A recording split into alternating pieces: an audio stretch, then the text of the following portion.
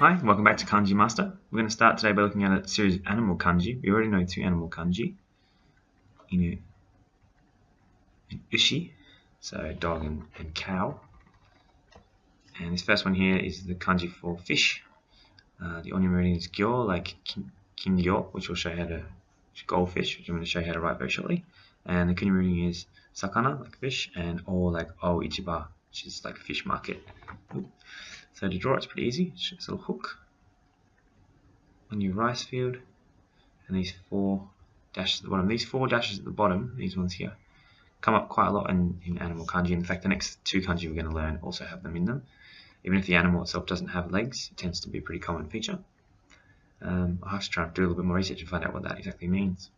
Anyway, to remember it, we've got a hook in our rice field. Maybe we've got our four fish or something down here at the bottom. So if you can imagine you're fishing, and you in your rice field there's a lot of rain one night, and you come out and there's fish swimming around in your rice field, so you start trying to hook your fish out of your rice field. Remember, it's fish. As I said before, kingyo, kyo, goldfish, so gold and fish. Pretty good translation. Cool, that's it. On to the next animal kanji. So this next kanji here is the kanji for bird. The onyo reading is cho, like hakucho, meaning swan, and the kunyo reading is tori. Tori means bird. To draw it, so actually just 1, 2, 3, 4, 5, 6, 7, 8, 9, 10, 11 strokes. I'm not exactly sure how you can remember this one because it's quite a complicated shape. I mean, you've got those four dashes that you come up in a lot of animal kanji. The top part does kind of look like, well, it's basically the same as white.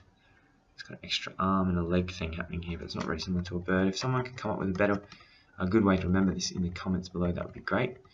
Hakucho, meaning swan, is white. Bird, hakucho. So now you can write the kanji already for 5 animals, being dog, cow, fish, bird, and now swan. So that's cool. On to the next one.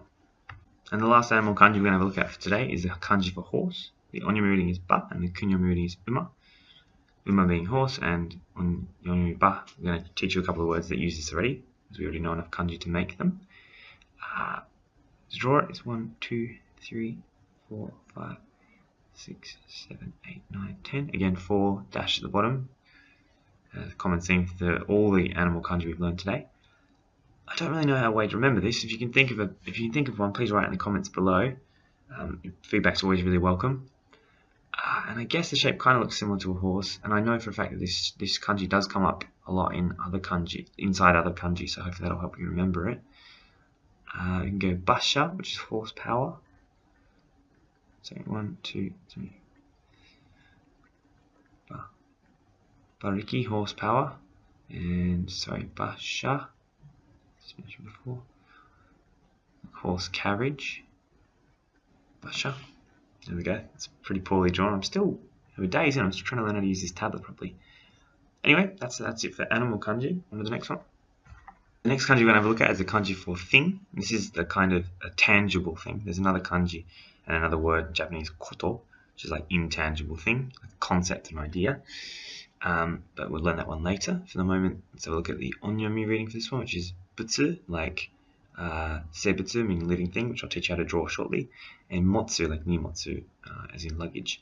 Kunyomi reading is mono, meaning thing, as we discussed before. To draw it, it's 1, 2, 3, 4, 5, 6, 7, 8.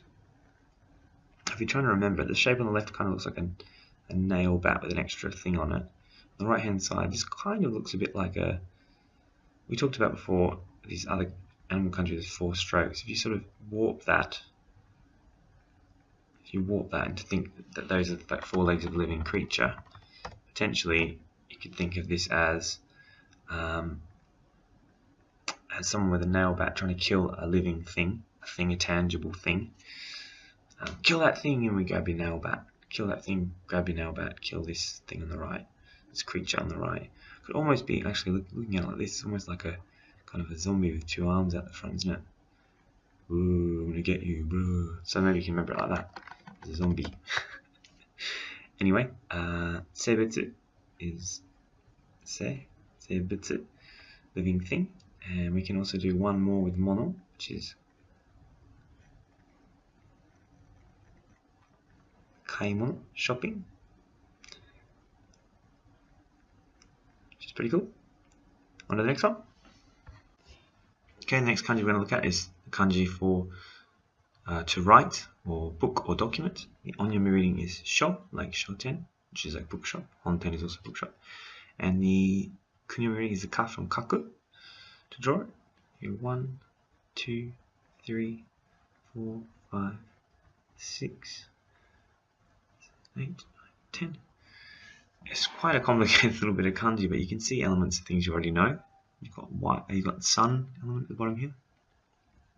We've got soil, and then this top part here as well. I guess through the middle there. The top part's a new one. I guess this kind of looks like a mouth with a tongue coming through it. I'm not sure, but to try and connect sun and soil and this weird element at the top with right is quite an undertaking. I feel like I'm being quite lazy today with my story making. It's just this, I've been putting off learning these kanji purely for the reason that I can't think of any stories to create them. All I can say is that right is obviously going to be quite a common kanji to use, and maybe if we just sort of do it enough times, and knowing that soil and sun are in there, that might be enough to help us remember. I hope so.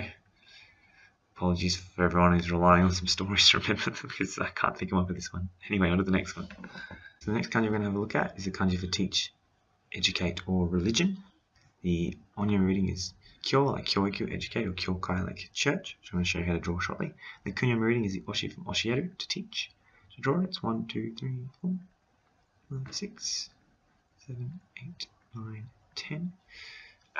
It's quite a complicated kanji. If you break it down, it's quite, we know a lot of these things. So you got kanji for soil, this sort of slide looking thing, kid, and then forget about that first strike. This is very similar to the kanji for stool, or as we remember, it's actually a kanji for again, wata.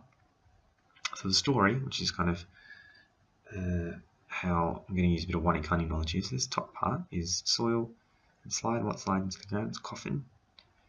So a kid in a coffin underground, because he couldn't be taught oshienai, couldn't be taught oshienakata.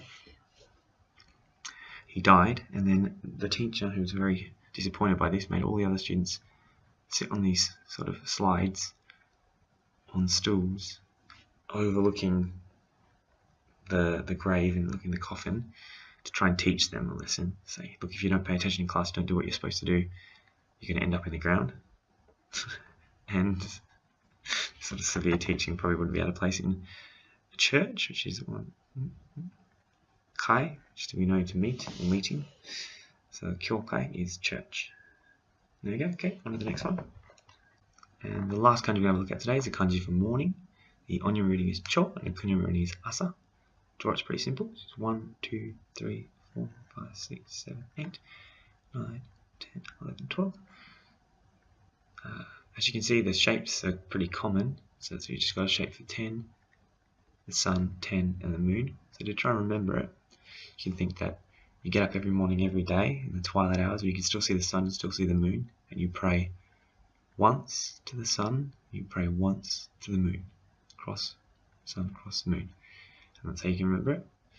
Some words we can already draw with this kanji, find my cursor, is asa. Oh, 2. It's not a stroke order, but you know how to draw it. Asahi. Maybe you've heard of Asahi. It's morning sun. It's similar to a beer brand some of you may be familiar with if you like to drink. The other one, cho shoku is food, which we know how to do eat. Cho shoku. It's breakfast. So now you can write breakfast as well. And that's it for today. Thanks for joining us for Kanji Master. See you again tomorrow for the end of the week wrap up and 6 more kanji. See you then.